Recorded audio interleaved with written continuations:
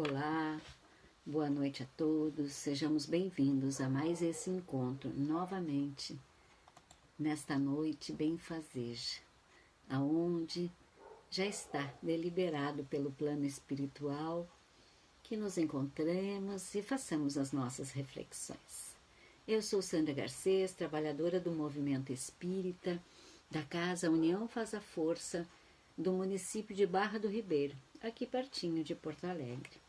E é um prazer novamente estar aqui nesse canal do Centro Espírita Chico Xavier de Passo Fundo, com um assunto hoje referente às mulheres no Espiritismo, naquele papel de notáveis mulheres que ajudaram a construir, a trazer, desenvolver e a mostrar o que é o Espiritismo.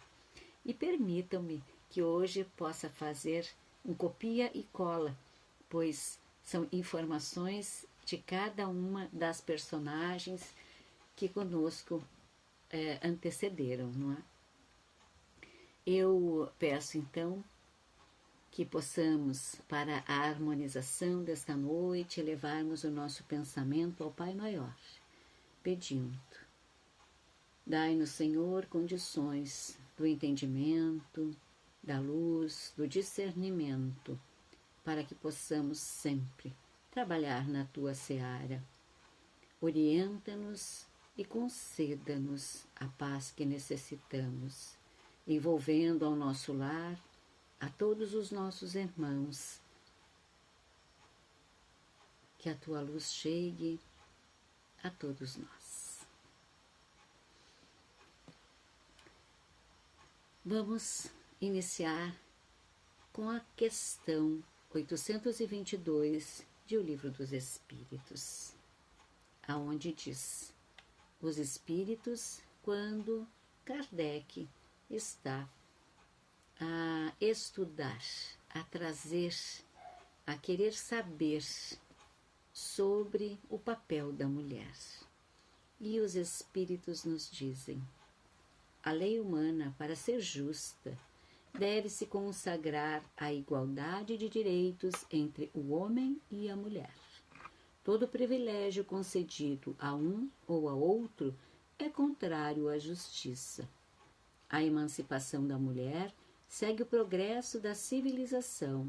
Sua escravização marcha com a barbárie. Os sexos, aliás, só existem na organização física, pois os espíritos podem tomar um ou outro, não havendo diferença entre eles a esse respeito. Por conseguinte, devem gozar dos mesmos direitos. Aí, vamos falar sobre a doutrina espírita codificada por Kardec. Allan Kardec, espírito que estava já preparado para esse trabalho, mas que no decorrer ele necessitou sim de várias contribuições e muitas foram femininas. As médiuns que serviram a esse trabalho foram inicialmente as jovens Caroline e Julie Baldin, uma com 16 e outra com 14 anos na época. Mais tarde se juntou Celine Joseph, com 18 anos, e Emance de Faux, com 14 anos. E ela é que teria como guia São Luís no processo da revisão do livro que Kardec traria para nós. Temos a presença de Amália Domingo Soler. Ela é nascida em Barcelona em 1835, foi uma escritora, tinha profissão costureira e grande expoente do movimento espírita espanhol, e pela sua atuação como divulgadora e médium psicógrafa. No Brasil, é muito conhecida pelo seu livro Memórias do Padre Germano. Temos a senhora Plaines Mazon, me perdoem o francês, porque não domino. essa que antecede então a codificação espírita e contribui significativamente para a construção do espiritismo. Na época das mesas girantes, ela organizava sessões espíritas em sua casa. Allan Kardec comparecia frequentemente a essas reuniões durante os seus estudos sobre os fenômenos e a senhora o ajudou a introduzir as pesquisas. Temos a colaboração de Vera Ivanova Semanova, uma médium psicógrafa russa que recebeu centenas de romances e contos assinados pelo espírito Rochester. Também Aline Carlotti era uma médium de psicografia e psicofonia, e na época em que Allan Kardec investigava as manifestações do mundo espiritual. E em razão da sua mediunidade, ela serviu de intermediária para que o espírito da verdade confirmasse ao professor Rivail a importância da sua missão. No Brasil, também nós temos grandes mulheres expoentes do espiritismo. Em 1861, nascia na Bahia Amélia Rodrigues, que foi educadora, teatróloga e também importante escritora da época. Escreveu poemas como Religiosa Clarice e Bem Me Queres. E mesmo após o seu desencarne, Amélia Rodrigues continuou escrevendo com o intermédio de Divaldo Franco. Em 1878, nós temos Zilda Gama, mineira, uma das maiores médiuns brasileiras. Foi pioneira em psicografias para a literatura espírita. E além do seu papel importante no espiritismo, Zilda Gama também teve forte influência no movimento feminino, quando lutou pelo direito do voto das mulheres. Então podemos ver que não é só no movimento feminino, no movimento espírita, mas também nos demais, não é? Ivone do Amaral Pereira nascia em 1900, no Rio de Janeiro. Ivone foi uma costureira e médium, autora de diversos livros psicografados. Foi uma das mais respeitadas médiuns brasileiras e autora de romances psicografados bastante conhecidos entre os espíritas, e se dedicou por muitos anos também à desobsessão, a esse assunto, e ao receituário mediúnico homeopático. Tem cerca de 20 obras, dentre as mais conhecidas, destaca-se Memórias de um Suicida. Essa obra foi editada pela Federação Espírita Brasileira em 1955, no Rio de Janeiro, e é atribuída ao espírito de Camilo Castelo Branco e Leon Denis. Mais à frente, 1937, Marlene Nobre nasce no interior de São Paulo. A médica desenvolveu um trabalho à frente da Associação Médico Espírita e como fundadora e presidente do Grupo Espírita Caibar Chupel, era conferencista e uma das principais lideranças do movimento espírita no país, autora de vários livros, como a obra de Chico Xavier, Meus Pedaços do Espelho. Tornou-se, assim, uma das poetisas espíritas mais conhecidas. Mais recente, os nomes são mais conhecidos. Em 1919, a gaúcha de Porto Alegre, Cecília Rocha, contribuiu na preparação de trabalhadores da área da evangelização infanto-juvenil no Brasil e em países latino-americanos. Auxiliou no aperfeiçoamento dos materiais didáticos do estudo sistematizado da doutrina espírita, o ESD, esse que conhecemos e estudamos em nossas casas, do estudo avançado da doutrina espírita, que é o EAD, e a mediunidade. Foram mais de 50 anos de dedicação ao trabalho da seara espírita, e ela retornou à pátria espiritual no ano de 2012, aos 93 anos de idade. E também a colaboração importante nome no Brasil, que também nos trouxe importantes ensinamentos sobre a doutrina espírita, Sueli Caldas Schubert. Sueli nasceu em dezembro de 1938, em Minas Gerais. A expositora, estudiosa e pesquisadora da doutrina espírita. Ela publicou obras importantes também, como compõe a literatura espírita, e ficou conhecida no meio espírita como a Dama da Mediunidade. E nos trouxe o livro Obsessão e Desobsessão, que foi uma das suas obras mais famosa. E nela a autora traz à tona o grande problema da obsessão espiritual e aborda os aspectos relacionados com o tratamento da doença e a sua cura.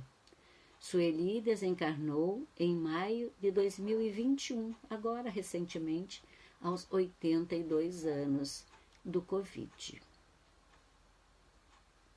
Além das mulheres que contribuíram com o espiritismo em suas encarnações, também nós temos as que ajudaram e ainda ajudam no plano espiritual. Temos Joana de Ângeles, guia espiritual de Divaldo Franco. A ela é atribuída a autoria de grande parte das obras psicografadas pelo médium.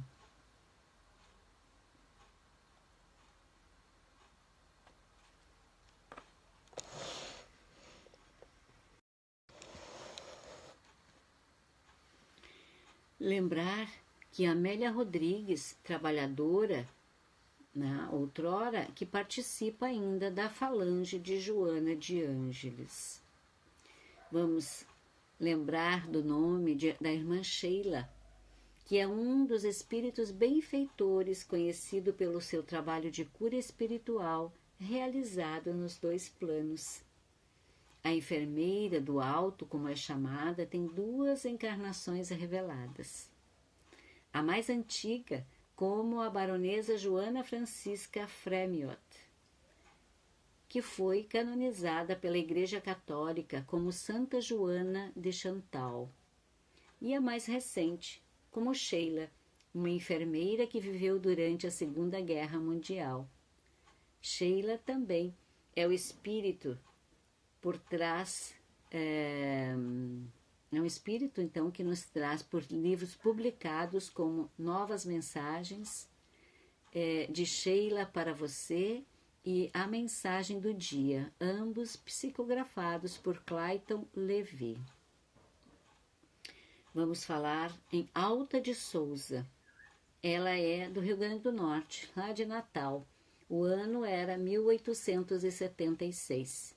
Foi uma poetisa brasileira da 2ª geração romântica, que aos 24 anos lançou o seu primeiro livro, intitulado Horto, uma obra que fez bastante sucesso na época. Pouco tempo depois da publicação, Alta desencarnou em razão da tuberculose. E mesmo do outro lado do plano, ela continua escrevendo, tornando-se assim uma poetisa espírita. A Alta de Souza também tem participação no trabalho realizado pela Mansão do Caminho, instituição fundada e administrada por Divaldo Franco. Foi ela quem orientou a criação da caravana, uma das atividades mais antigas da casa e que atende hoje cerca de 500 pessoas. E isso da minha pesquisa, mas eu acredito que ainda seja maior o número de atendidos. Meimei é o pseudônimo da irmã de Castro Rocha. Ela é mineira, nascida em 1922. Desencarnou jovem, foi uma educadora e foi também casada com Arnaldo Rocha. Meimei enviou a sua primeira mensagem psicografada através de Chico Xavier após 50 dias do seu desencarne. E depois disso, continuou se manifestando, contribuindo com a publicação de livros como conhecidos nossos, O Pai Nosso, Amizade, Palavras do Coração, Cartilha do Bem, Evangelho em Casa, Deus Aguarda e Mãe. E em suas encarnações conhecidas, Meimei teria sido a princesa Mabi, que viveu no século VIII a.C. E também personagem do livro Ave Cristo de Chico Xavier. Dentre todas as citadas aqui, com certeza não estão todas, é uma em especial que eu gostaria de falar. Mulher pioneira no Espiritismo, companheira de Allan Kardec, nascida na França em 1795. Amélie Gabrielle Baudet. É também conhecida como Madame Kardec e é um dos nomes mais importantes do Espiritismo. Ela ajudou o professor na codificação da doutrina espírita, ela o acompanhou em todas as investigações que deram origem às obras, desde os fenômenos das mesas girantes. Filha de Julien, um antigo tabelião, e de Julie Louis. Desde criança era muito estudiosa e sua dedicação fez com que se tornasse professora da primeira classe. Diz-nos o pesquisador espírita Silvino Canuto de Abreu que Amélie também lecionava letras e belas artes e chegou a publicar 3 obras: Contos Primaveris, Noções de Desenho e O Essencial em Belas Artes. Morando em Paris, na França, conheceu Hippolyte Léon Denisard e se casaram.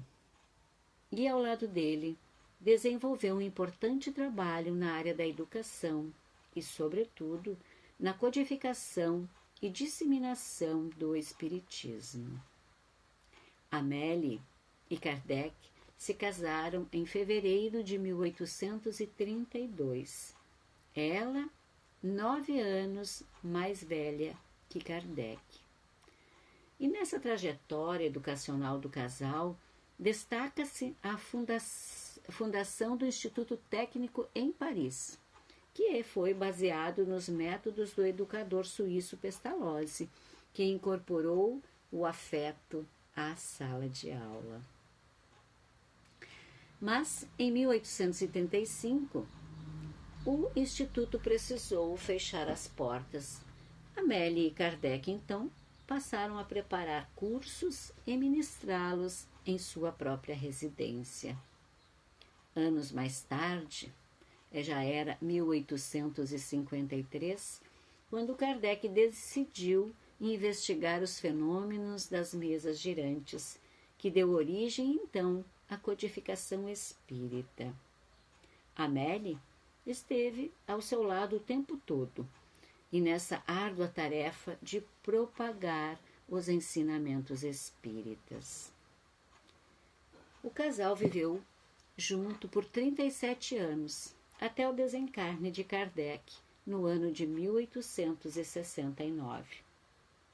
Amélie também teve uma participação significativa nos trabalhos junto a Kardec. Ela acompanhou o marido em todas as investigações que deram origem à codificação da doutrina espírita, e há os que dizem que ela era uma espécie de secretária que assumia os trabalhos secundários para que Kardec pudesse se dedicar com mais afinco à sua missão. Inclusive, nas reuniões espíritas que aconteciam em sua residência, Amélie é quem organizava e se encarregava de todo o necessário para tal. Amélie também fez diversas viagens para a cidade francesa e até países vizinhos para semear aí os princípios da doutrina espírita. Em 31 de março de 1869, aos 65 anos de idade, em Paris, Allan Kardec desencarnou. Amélie, na época, estava com 74 anos.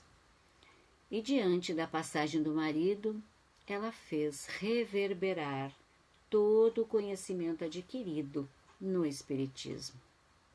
Tanto que deu prosseguimento à sua obra e tomou a decisão de destinar alguns bens à Caixa Geral do Espiritismo. E em 1968, dando continuidade aos planos do marido, fundou a Sociedade Anônima do Espiritismo, que, no ano de 1973, foi rebatizada. Então, mudou o nome para Sociedade para a Continuação das Obras Espíritas de Allan Kardec. Por todos os seus feitos, Amélie despertou a admiração e a gratidão de espíritas do mundo todo. E, como todos nós temos a vida, aqui uma passagem, era 1883, quando faz a passagem também ela para retornando à pátria espiritual. E em virtude já da sua idade, que dizia avançada, 87 anos, ela desencarna em sua residência em Paris, na França. E o seu corpo foi sepultado ao lado do esposo, né, onde no túmulo ainda está a gravação da frase Amélie Gabrielle Baudet, viúva de Allan Kardec. E eles não tiveram filhos.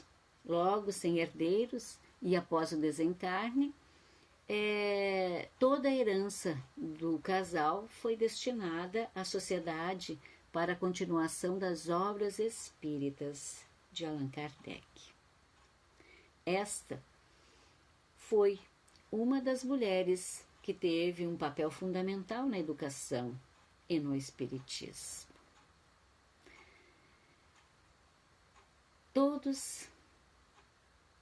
Todas somos notáveis e somos inspiradoras.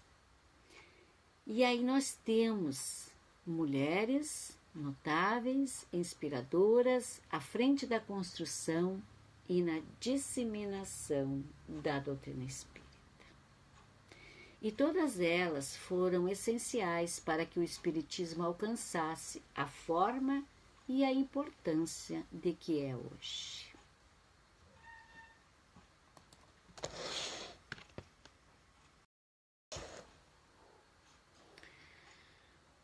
Vamos retomar a pergunta 821 de O Livro dos Espíritos. Quando perguntado por Kardec se as funções que as mulheres estão destinadas pela natureza teriam importância tão grande quanto as deferidas ao homem.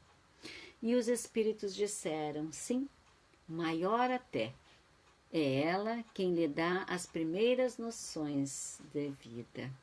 E nós sabemos que são as primeiras noções de vida. Nós geramos, damos à luz e cuidamos de homens e mulheres da mesma forma. Mas só nós, mulheres, temos condições de dar a vida a alguém.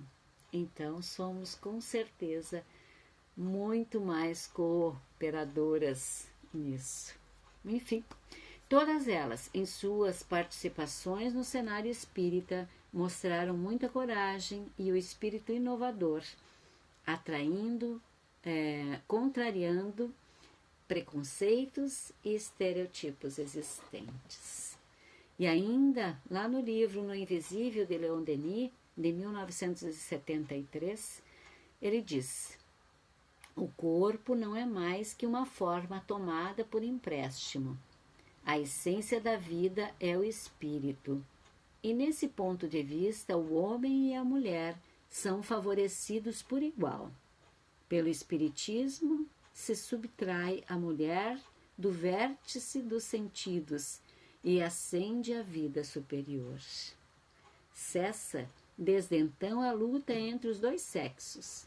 As duas metades da humanidade se aliam e se equilibram no amor, para cooperarem juntas no plano providencial, nas obras da divina inteligência. E a partir dessa informação, podemos ver que ora estamos no estojo masculino, ora no feminino, para podermos experienciar as diversas responsabilidades e ações para o nosso crescimento espiritual. E também nós temos essa continuidade da aplicação, da divulgação, da comprovação de que somos espíritos, que estamos aqui de passagem e hoje estamos na nossa melhor forma. Somos o resultado melhor de outrora. E fica um convite, então, para que consigamos fazer o melhor nesse período de caminhada terrena, sabendo que somos importantes também aos outros e assim construímos famílias e essa família é a nossa família universal.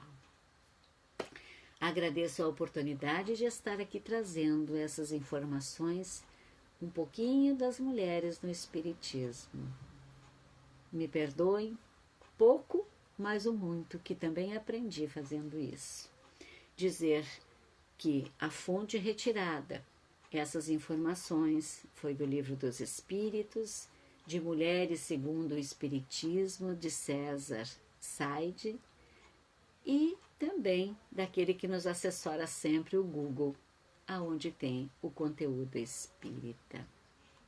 E aí eu convido a todos que possamos, então, nos harmonizarmos para a nossa prece de encerramento, dizendo: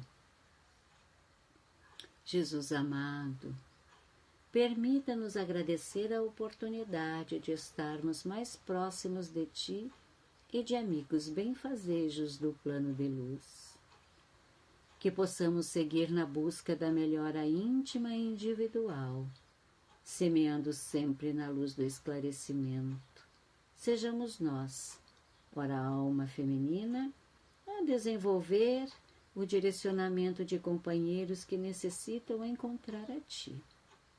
No transcurso da atual reencarnação, a paz e o discernimento, que a mulher espírita em particular desperte para suas grandes responsabilidades diante de Ti e da Tua própria consciência, não sendo um manual de regras dizendo o que se pode ou não fazer, mas um convite à reflexão nestes dias tumultuosos, repletos de dilemas, conflitos e inúmeros apelos da vulgaridade e descaso com os essenciais valores dos valores cristãos.